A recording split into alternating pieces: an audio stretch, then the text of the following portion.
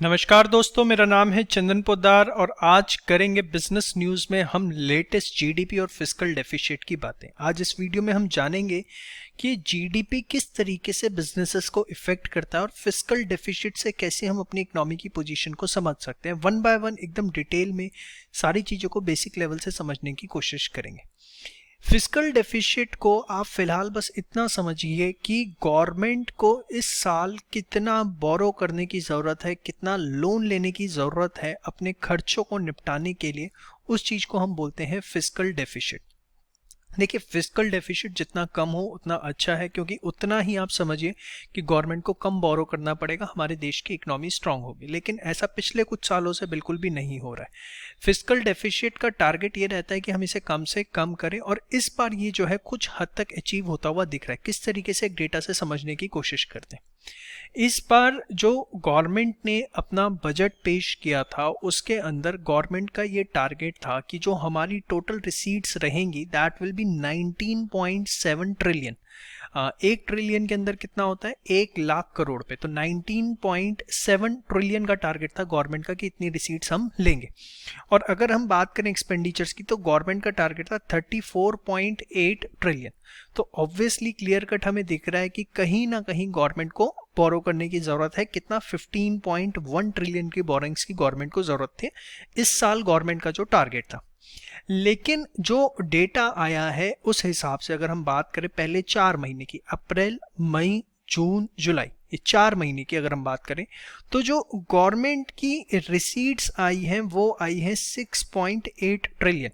अब गवर्नमेंट का पूरे साल का बजट है 19.7 और गवर्नमेंट पहले 4 महीने में ही इतना अमाउंट रिसीव कर चुकी है। मतलब पहले 4 महीने में गवर्नमेंट ऑलमोस्ट 34.6% जो है अपने टारगेट का अचीव कर चुके। तो इस साल लग रहा है कि हाँ, गवर्नमेंट जो है जितना उसका रिसीट का टारगेट है गवर्नमेंट को ये मिल जाएगा। और मेजर जो है इसमें टैक्स कलेक्शन ही होता है, जो कि जहाँ से ही पैसा आता है। और टैक्स कलेक्शन जो है बहुत ज़बरदस्त हो रहा है, खासकर पेट्रोल के और डीजल के प्राइसेस जिस हिसाब से कम हो रहे हैं, लेकिन गवर्नमेंट उस पर एक्साइज ड्यूटी बढ़ाई जा रही है। तो एक बहुत अच्छी पोजीशन में गवर्नमेंट खड़ी हुई है। लेकिन अगर हम इसको देखें 2020-21 की अगर हम बात करें, ये तो 2021-22 चल रहा है आपका, लेकिन अगर हम बात करें 2020-21 में क्या था, तो 2020-21 में पहले 4 महीने में हम अपने बजट का मात्र 10.4% जो है वो रिसीव कर पाए थे। मतलब गवर्नमेंट ने जितना टारगेट रखा था, जो भी टारगेट रखा था 2020-21 का, उसका सिर्फ 10.4% ही गवर्नमेंट पहले 4 महीने में रेवेन्यू ले पाई थी। लेकिन इस साल वो कितना है, 34.6। अब ये क्यों मायने रखता है? देखिए, पिछले साल भी कोविड की वजह से लॉकडाउन लगा था, इस साल भी स्टेट लेवल पे लॉकडाउन रहा। जो सेकेंड वेव आई वो ज़्यादा डेंजरस थी as compare to first wave. लेकिन उसके बावजूद भी अगर देखें तो गवर्नमेंट के जो कलेक्शन टारगेट है वो 34.6 रहा, जबकि फर्स्ट टाइम में 10.4 था। मतलब आने वाली लहर जो अगर आती है, थर्ड लेयर, फोर्थ वेव, जो भी कोविड वेव, तो इकोनॉमिक इम्पैक्ट जो है कहीं ना कहीं उसका कंसिडरेबली लो रहने वाला है। इस तरीके से चीज़ें डेटा जो है रिप्रेजेंट कर रहा है। अगर हम सेकेंड चीज़ देखें एक्सपेंडिचर की, गवर्नमेंट ने इतना एक्सपेंडिचर प्लान किया है, जबकि जुलाई तक गवर्नमेंट ने किया है सिर्फ 10.1 ट्रिलियन का एक्सपेंडिचर। मतलब जो भी गवर्नमेंट ने प्लान किया है उसका लगभग अभी गवर्नमेंट ने सिर्फ 29% के आसपास जो है खर्चा किया है, जबकि लास्ट ईयर गवर्नमेंट पिछले 4 महीने में ही लगभग 35% खर्चा कर चुकी थी। तो अगर देखा जाए पिछले साल के मुकाबले इस साल गवर्नमेंट का जो रेवेन्यू है अपने टारगेट्स के हिसाब से बहुत अच्छा अचीव हो रहा है, और गवर्नमेंट अपने टारगेट से खर्चे जो है कहीं ना कहीं कम कर रही। तो इस वजह से हुआ क्या है कि गवर्नमेंट ने इस साल सोचा था कि फिस्कल डेफिसिट कितना रहेगा, 15.1 ट्रिलियन का। मतलब इतना गवर्नमेंट को बोरो करना पड़ेगा। लेकिन अगर हम देखें तो हमारा इतना अभी तक रिसीट हुआ, इतना एक्सपेंडिचर, तो हमारा फिस्कल डेफिसिट कितना है, 3.3 है अभी। ठीक है, मतलब हमने जितना बजट किया था उसका अभी हमारा जो फिस्कल डेफिसिट है वो कितना है, 21.3, जबकि लास्ट टाइम ये 103% था। मतलब फिस्कल डेफिसिट भी इस साल जो गवर्नमेंट ने माना है कि 15.1 ट्रिलियन रहेगा पूरे साल का, और पहले 4 महीने का अगर सिर्फ 3.3 ट्रिलियन रहा है, तो ऐसा माना जा रहा है कि अगर पहले 4 महीने का सिर्फ 3.3 ट्रिलियन है, एक मोटा मोटा रफ एस्टिमेट, वैसे सही तरीका नहीं है, अगर हम इसे इंटू 3 भी कर दें, क्योंकि 4 महीने का है, और अब 4 महीने अगर हम 12 महीने पूरे साल में लेके चलते हैं तो इंटू 3 हो जाता है 4 इंटू 3। तो अगर हम उस हिसाब से भी देखें तो माना जा रहा है कि इस बार जो है कंसिडरेबली हमारा फिस्कल डेफिसिट जो हमने बजट में सेट किया था उसके मुकाबले कम रह सकता है।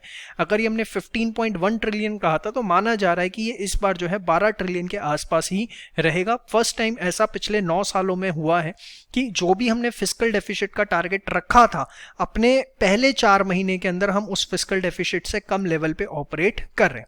तो आपको लग रहा होगा अरे यार ये तो गवर्नमेंट बहुत अच्छा काम कर रही है, गवर्नमेंट के टैक्स पैसे जा रहे हैं तो इससे तो देश को बोरो कम करना पड़ेगा एंड ओवरऑल।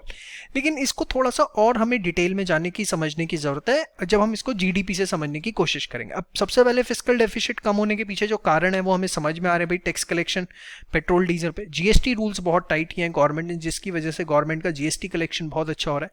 इकोनॉमी रिकवरी हुई है, एक्सपेंडिचर्स जो है गवर्नमेंट ने अपने कम किया तो इन वजह से फिस्कल डेफिसिट लो हुआ है।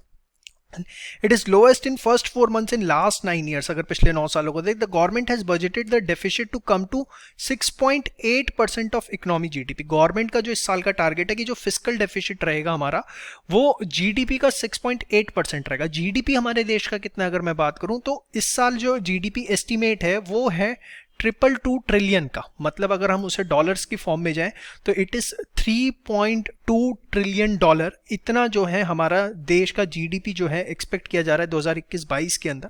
5 ट्रिलियन इकोनॉमी का हमारा टारगेट है जैसा कि हम बार बार बात करते हैं। तो गवर्नमेंट ये मान के चल रही है कि जो हमारा 222 ट्रिलियन का जो इस साल जीडीपी रहने वाला है उसका जो फिस्कल डेफिसिट है वो 6.8% पे रहेगा। गवर्नमेंट ने जो बजट में सेट किया था 6.8% आप कैसे निकाल रहे हैं समझ पा रहे हैं। देखिए ये जो 15.1 गवर्नमेंट ने इतना जो है सेट किया था, अगर आप इसे देखें 222 ट्रिलियन का जीडीपी और उसको आप इनटू कर दें 6.8% से 6.8%, तो आप देखेंगे कि आपकी जो 15.1 की फिगर है वो आ जाएगी। तो ये जीडीपी हमारे देश का इतना जो है गवर्नमेंट फिस्कल डेफिसिट लेके चल रही है और ये आपकी फिगर आ गई। Got it. तो ये जितना परसेंटेज टर्म्स में कम हो, 3% हो, 2% हो, 1% हो, भगवान करे बहुत जल्दी जीरो, उतना हमारी देश की तरक्की के लिए अच्छा है क्योंकि उतना हमें कम बोरो करना पड़ रहा है। गवर्नमेंट की पोजीशन जो है उतनी स्ट्रांग हो रही है। तो वही इकोनॉमिस्ट मान के चल रहे हैं it could be less than that given the trend of first 4 months. अगर पहले 4 मंथ्स के ट्रेंड्स को देखा जाए तो फिस्कल डेफिसिट इस बार 6.8% से कम रह सकता है और ऐसा रहा तो एक बहुत ही अच्छा कॉन्फिडेंस जो है देखने को मिलेगा मार्केट के अंदर और जो पुशअप है बहुत अच्छा मिल सकता है स्टॉक मार्केट्स को। अभी तक की न्यूज़ देख के लग रहा है mostly recovery in government tax collection is due to higher prices of goods and services. अब यहाँ से जो है आपको दूसरा एंगल समझना पड़ेगा। अभी तो पॉजिटिव आपने सारा समझ लिया, दूसरा एंगल समझिए क्यों गवर्नमेंट के टैक्स कलेक्शन इतने हाई हो रहे हैं, उसके पीछे कारण क्या है। सबसे बड़ा कारण ये है कि जो चीज़ों के प्राइजेस है ना वो इन्फ्लेट हुए हैं। जैसे अब देखिए गाड़ी अगर 5 लाख की थी वो 7 लाख की हो गई। अब गवर्नमेंट को सपोज 5 लाख पे पहले 10% टैक्स मिलता था 50,000 रुपये, अब 7 लाख की गाड़ी हो गई वही तो 7 लाख पे 10% टैक्स मिल रहा है 70,000, तो 20,000 रुपये टैक्स ऑटोमेटिक बढ़ गया। कोई देश में प्रोडक्शन नहीं इंप्रूव हुआ है। आज भी प्रोडक्शन की अगर मैं बात करूं, भी मैं आपको लेटेस्ट जीडीपी का डेटा दिखाऊंगा Q1 का, आप देखेंगे प्रोडक्शन देश के अंदर उल्टा कम हुआ है। तो लेकिन गवर्नमेंट के टैक्स कलेक्शन क्यों हो रहे हैं, क्योंकि जो कमोडिटी के प्राइसेस बढ़ते जा रहे हैं हमारे देश के अंदर जो जीएसटी लगता है वो परसेंटेज बेसिस पे लगता है और इस वजह से जैसे जैसे चीज़ों के प्राइस बढ़ रहे हैं एज ए परसेंटेज जब हम उसकी जीएसटी चार्ज करते हैं तो वो ऑटोमेटिकली इन्फ्लेट होता जा रहा है, गवर्नमेंट का टैक्स कलेक्शन बढ़ रहा है। सेकेंड, गवर्नमेंट को जो पेट्रोल एंड डीजल पे एक्साइज बढ़ा के सबसे ज़्यादा बेनिफिट जो है मिल रहा है। तो ये सब चीज़ें हैं जिसकी वजह से जो है गवर्नमेंट एक थोड़ी सी स्ट्रांग पोजिशन में खड़ी हो रही है, ठीक है। लेकिन अब मैं आपको जीडीपी का डेटा दिखाता हूँ। ये एक जीडीपी का डेटा है जिसको आपको समझना पड़ेगा, बड़े सिंपल वर्ड्स में मैं समझाने की कोशिश करूँगा। ये अभी कल ही रिलीज़ हुआ है और नेशनल स्टैटिस्टिकल ऑर्गेनाइजेशन ने इसे रिलीज़ किया है। देखिए ये हमारे देश के मेन सेक्टर्स हैं जहाँ से हमारे देश का जीडीपी आता है। मैं आपको इसको बड़े सिंपल और सरल अक्षरों में समझाने की कोशिश करता हूँ। ये 2019-20, 2021, 21-22 ये 3 सालों का जो है Q1 का मतलब अप्रैल से लेके जून तक का हमारे देश का किस सेक्टर ने कितना कंट्रीब्यूशन दिया उसका डेटा है। और अगर आप देखें तो यहाँ लिखा हुआ है एट 2011-12, कैमरे में छिप रहा होगा, यहाँ पे लिखा हुआ है प्राइसेस, मतलब 11-12 के प्राइसेस। ये वाला जो डेटा है ना इसको हम बोलते हैं रियल जीडीपी। रियल जीडीपी का मतलब क्या होता है कि हम इसमें इन्फ्लेशन को हटा देते हैं। इन्फ्लेशन नाम की जो है इसके अंदर कोई भी चीज़ नहीं है। इन्फ्लेशन को हमने इसमें जीरो मान रखा है कि इन्फ्लेशन नहीं था। जो प्राइस 2019-20 में थे वही 20-21 में थे, वही 21-22 में थे। तो हम अगर ये मान के चलते हैं तो हमारे देश की कोर 8 सेक्टर्स हैं। बड़े ध्यान से देखिएगा इसको। 2019-20 में एग्रीकल्चर, फॉरेस्ट्री एंड फिशिंग ने हमारे देश में कितना कंट्रीब्यूट किया था, 4,49,390। आप देख रहे हैं ये क्या है, इतना करोड़। इतना करोड़ जो है एग्रीकल्चर, फॉरेस्ट्री एंड फिशिंग का था। 20-21 कोविड की फर्स्ट वेव देखिए इंक्रीमेंट हुआ, 21-22 फिर इंक्रीमेंट हुआ। आप देखिए ये जो फर्स्ट सेक्टर है एग्रीकल्चर, फॉरेस्ट्री एंड फिशिंग, ये कंसिस्टेंट ग्रोथ ले रहा है। चलो मैं 21-22 को इग्नोर कर देता हूं क्योंकि कोविड का टाइम था। तो यहां से लेके अगर आप यहां पर भी देखें ना, 19-20 से 21-22 को कंपेयर करें, 21-22 के क्वार्टर 1 को 19-20 से अगर आप कंपेयर करें तो भी आप देखिए 8.21% का जो है पॉजिटिव ग्रोथ देखने को मिल रहा है। मतलब प्री कोविड लेवल से भी ये सेक्टर लगभग 8% इंप्रूव हुआ है। अभी इसमें कोई इन्फ्लेशन का इफेक्ट नहीं है, प्राइसिंग इफेक्ट नहीं है। हम ये मान के चल रहे हैं कि प्राइजेस हर साल सेम थे। लेकिन बाकी किसी भी सेक्टर में आ जाइए आप, माइनिंग आप देखिए 19-20 में 82,914 करोड़ का सेक्टर था ये हमारे देश में, लेकिन अभी 21-22 में भी उल्टा कम हुआ है। पिछले साल तो कम होना ही था मैं मानता हूँ, लेकिन इस साल भी अभी ये नेगेटिव के अंदर है, -2%। मैन्युफैक्चरिंग देखिए 19-20 में मुझे अच्छे से याद है हमारे देश का मैन्युफैक्चरिंग सेक्टर को लेके बहुत बवाल चल रहा था, अनएम्प्लॉयमेंट बहुत ज़्यादा हो रही है, मैन्युफैक्चरिंग कम हो रहा है, लेकिन अभी हम प्री कोविड लेवल भी टच नहीं कर पाए हैं। अगर आप 19-20 में देखें और 21-22 में देखें, देखिए 5,43,821, अगर आप देखें मैन्युफैक्चरिंग सेक्टर के अंदर भी अभी 19-20 से प्री कोविड लेवल को हम टच नहीं कर पाए हैं। Electricity, gas, water supply, other utility, यहाँ पर आपको इंप्रूवमेंट देखने को मिल रहा है। आप देखिए यहाँ लगभग 79,654 करोड़ था, लेकिन 82,042, आप देखिए यहाँ पर 3% की ग्रोथ है। सिर्फ दो ही ऐसे सेक्टर हैं, एग्रीकल्चर, फॉरेस्ट्री एंड फिशिंग और इलेक्ट्रिसिटी गैस, जिसका कोविड इंपैक्ट कुछ भी नहीं है, यहाँ ग्रोथ है। तो मतलब अगर इस देश के अंदर आने वाले टाइम के अंदर जो दो सेक्टर सबसे ज़्यादा ग्रोथ देते हुए दिख रहे हैं वो है एग्रीकल्चर, इलेक्ट्रिसिटी गैस हाल फिलहाल। माइनिंग का कुछ नहीं है अभी, मैन्युफैक्चरिंग प्री कोविड में नहीं आया, कंस्ट्रक्शन बहुत बुरा हाल, यहाँ था 2,60,099 करोड़ का, यहाँ पे देखिए कितना है 221,256, अभी प्री कोविड लेवल टच नहीं हुआ है। ट्रेड, होटल, ट्रांसपोर्ट, कम्युनिकेशन, ये होटल वगैरह तो पेटी गए, कम्युनिकेशन वगैरह की वजह से देखें तो 6,64,311 करोड़ का था, लेकिन अभी आप देखिए प्री कोविड लेवल से बहुत पीछे है ये सेक्टर। इस सेक्टर के अंदर बूस्टअप आना बहुत जरूरी है, और ये सेक्टर तब तक बूस्टअप नहीं लेगा जब तक कोविड को लेके फुल रिलैक्सेशन, मतलब कहीं ना कहीं ये वाला सेक्टर जो है ना वो वैक्सीनेशन पे बहुत हद तक डिपेंड करता है, थर्ड वेव पे बहुत डिपेंड करता है कि आगे किस तरीके का माहौल रहता है। Financial, real estate, professional services, आप देखिए प्री कोविड लेवल ये था 8,02,241 करोड़ का, अभी प्री कोविड लेवल भी इस साल जो है क्वार्टर 1 में टच नहीं हो पाया। दो गिरावट इतनी ज़बरदस्त नहीं है सर्विस सेक्टर के अंदर, और मैं कहूँगा कहीं ना कहीं आईटी की वजह से जो है इस सेक्टर को ज़्यादा बूस्टअप मिला। अदरवाइज दूसरे अगर हम बात करें प्रोफेशनल सर्विसेज की तो वहाँ पर बहुत ज़बरदस्त गिरावट है, लेकिन आईटी के अंदर बूस्टअप रहा, तो यहाँ पर आप देखिए कि वो कंपनसेटरी है। पब्लिक एडमिनिस्ट्रेटिव, डिफेंस में अगर आप बात करें तो वो भी जो है अभी प्री कोविड लेवल को टच नहीं कर पा रहा है। तो सारे सेक्टर्स हमारे अभी प्री कोविड लेवल को टच नहीं कर पाए एक्सेप्ट टू एग्रीकल्चर, इलेक्ट्रिसिटी को छोड़ के बाकी सब जो है प्री कोविड लेवल से अभी लो पर चल रहे हैं, एटलीस्ट इन द क्वार्टर 1। अब आप समझ गए गवर्नमेंट का टैक्स कलेक्शन सिर्फ क्यों हो रहा है, क्योंकि हायर प्राइसेस हैं, इससे ज़्यादा कुछ नहीं। क्योंकि अगर आप रियल टर्म्स में देखें तो देश में प्रोडक्शन अभी इंप्रूव नहीं हो रहा है। अब इन्फ्लेशन में आपको इफेक्ट दिखाता हूँ इसका, 2 मिनट रुकिए। यही वो स्टेटमेंट है, इसके अंदर हमने एक करंट प्राइसेस लिए। करंट प्राइसेस मतलब हमने क्या किया, देखिए मैं आपको बड़ा सरल अक्षरों में समझा देता हूँ। 3 चीज़ें होती हैं, ये मैंने आपको एक सिंपल वर्ड्स में समझाया कि सपोज आपने 100 यूनिट्स प्रोड्यूस करी पहले साल में, फर्स्ट ईयर में, अगले साल आपने 108 यूनिट बनाई, ठीक है। आपकी एक फैक्ट्री है, आपने पहले साल 100 यूनिट बनाई, अगले साल 108 यूनिट बनाई, दोनों साल आपका प्राइस 10-10 रुपये था, ठीक है। तो आप देखिए यहाँ 1,000 रुपये का रेवेन्यू है, 1,080 का। आप कहेंगे हाँ भाई मेरा 8% जो है फैक्ट्री ग्रो आउटपुट बढ़ा है, मेरा आउटपुट जो है फैक्ट्री का 8% बढ़ा है, और ओवरऑल ग्रोथ भी आपको 8% देखने को मिलेगी। This is what I called as real growth, yes और नो। बट सपोज मैं दूसरा एग्जांपल दूं कि आपने फर्स्ट ईयर 100 यूनिट बनाया अपनी फैक्ट्री में, अगले साल भी 100 यूनिट बनाया, पहले साल 10 रुपये में माल बेचा था, अगले साल 10 रुपये 90 पैसे में बेचा था। आप कहेंगे मेरा रेवेन्यू तो बढ़ा है, लेकिन अगर मैं बोलूं क्या रियल ग्रोथ हुई है, नहीं हुई, क्योंकि आपने पिछली बार भी 100 यूनिट बनाए, इस बार भी 100 यूनिट बनाए। रेवेन्यू इसलिए बढ़ा क्योंकि महंगाई थी, 9% माल आपका महंगा बिक गया, आपको महंगाई के थप्पड़ का आपकी बिजनेस को फायदा हुआ। लेकिन एज सच अगर देखा जाए तो आपकी फैक्ट्री की कोई ग्रोथ नहीं हुई है। आप मेरी बात को समझ रहे हैं? तो अब ये जो आप बात कर रहे थे ना मेरे साथ यहां पर, ये थी रियल ग्रोथ। मतलब इसमें हमने प्राइसिंग इफेक्ट को 0 मान लिया था कि देश में कौन से ऐसे सेक्टर्स हैं जिनमें रियली फैक्ट्री में मैं कहूं या प्रोडक्शन बढ़ रहा है, तो वो सिर्फ 2 सेक्टर्स हैं, एग्रीकल्चर, इलेक्ट्रिसिटी। बाकी सब के अंदर जो है आउटपुट डाउन है। हाँ, हमें ग्रोथ देखने को मिल रही है बिकॉज ऑफ प्राइसिंग। जैसे मैं एग्जाम्पल दूं, यहां पर सपोज आपने 100 यूनिट थी, यहां आपने बनाई 108, अब प्राइस था पहले 10 और अब 10 रुपये 90 पैसे। तो अब आपका पहले 1,000 का रेवेन्यू था, अब 11,177.2 का है। अब आप देखिए रेवेन्यू आपका बढ़ा, कितना बढ़ा, 17.72% आपका रेवेन्यू बढ़ा।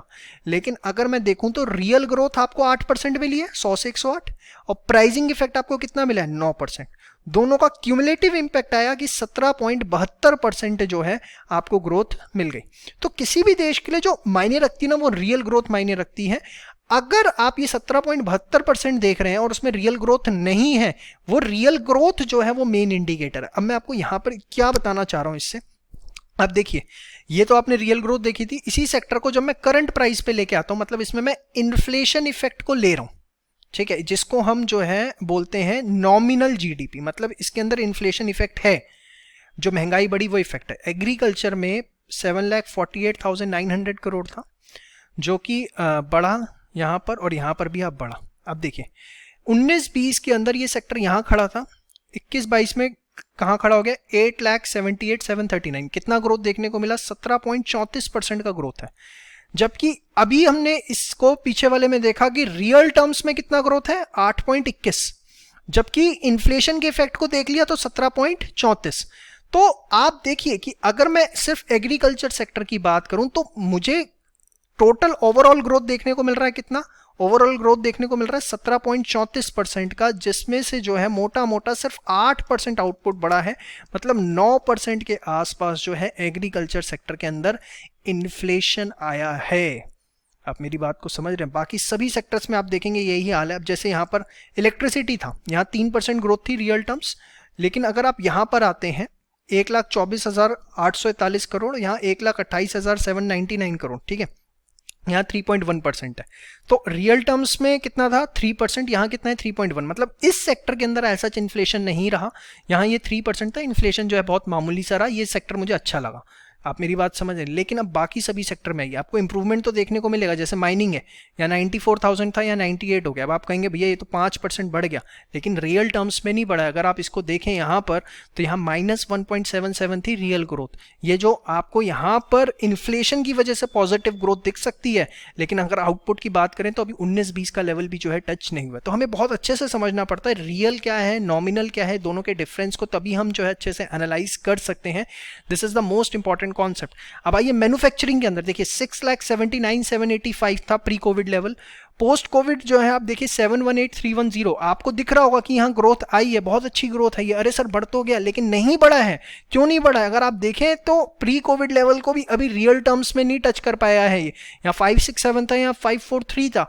अगर हम रियल टर्म्स में देखें, हमारा आउटपुट फैक्ट्रीज का आज भी कम है, लेकिन प्राइसिंग की वजह से आपको जो है वो रेवेन्यू टर्म्स में दिख सकता है कि बहुत ज्यादा हुआ है। सिर्फ अगर आप देखें 2 सेक्टर्स ऐसे हैं जिनमें रियल टर्म्स में हमारे देश के अंदर ग्रोथ चल रही है, वो है एग्रीकल्चर, इलेक्ट्रिसिटी। बाकी सब में चाहे आप ये फिगर्स को कंपेयर करेंगे तो आपको ग्रोथ देखने को मिलेगी। कंस्ट्रक्शन में तो अभी इन्फ्लेशन इफेक्ट है, तब भी ग्रोथ नहीं है। अब यहाँ देखिए, यहाँ अभी भी ग्रोथ नहीं है। यहाँ 1074, 1120, यहाँ पर भी क्या है, सारा का सारा मॉनेटरी इंपैक्ट है। ये देखिए सारा मॉनेटरी इंपैक्ट है। लेकिन ये 2 सेक्टर तो और ही ज्यादा पिटे हुए हैं, कंस्ट्रक्शन और ट्रेड, क्योंकि यहाँ पर इन्फ्लेशन के बावजूद भी जो है प्री कोविड लेवल अभी टच नहीं हुआ है। तो इस समय अगर हालात पे करें तो कहीं ना कहीं देश के अंदर 2 ही सेक्टर सबसे अच्छे जो काम करते हुए दिख रहे हैं, agriculture, electricity, gas, water supply and other utility. Manufacturing के अंदर मैं कहूँगा थोड़ा सा जो है इंप्रूवमेंट दिख रहा है, 567, 543, गैप बहुत कम हो गया है, लेकिन अभी भी ये प्री कोविड लेवल को टच करना बाकी है। थर्ड वेव आती है तो खतरनाक हो सकता है। तो इसके बेसिस पे देखिए बहुत डिसीजंस जो हैं बिजनेस के अंदर लिए जाते हैं, किस कैपेक्स करना चाहिए, नहीं करना चाहिए, क्योंकि देखिए आपको अल्टीमेटली देश से ही कमाना है। और ये चीज़ें बहुत ज़्यादा मैटर करती हैं कि हमें जो है किस तरीके से अपनी इंडस्ट्री के अंदर कितना पैसा और लगाने की ज़रूरत है और उससे हमें क्या फ्रूट्स मिल सकते हैं। तो अभी कोई इलेक्ट्रिसिटी में है, water supply, other utility, agriculture, वो लगाए पैसा। क्यों? वह ये दिख रहा है कि हर साल ईयर टू ईयर बेसिस पे इकोनॉमी के अंदर ग्रोथ हो रहा है।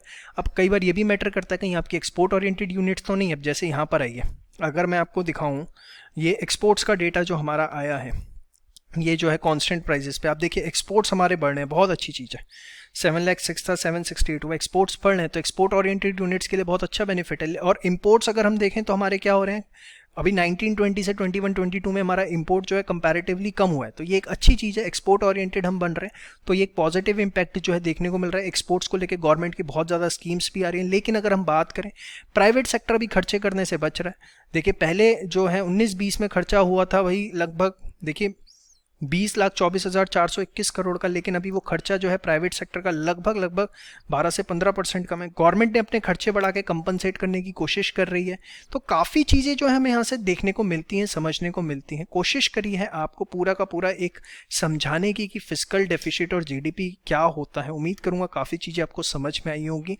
कैसा लगा वीडियो कमेंट सेक्शन में ज़रूर बताइएगा। पीपीटी आप हमारे टेलीग्राम चैनल से ले सकते हैं। Stay connected for all the latest business news and updates. जय श्री श्याम।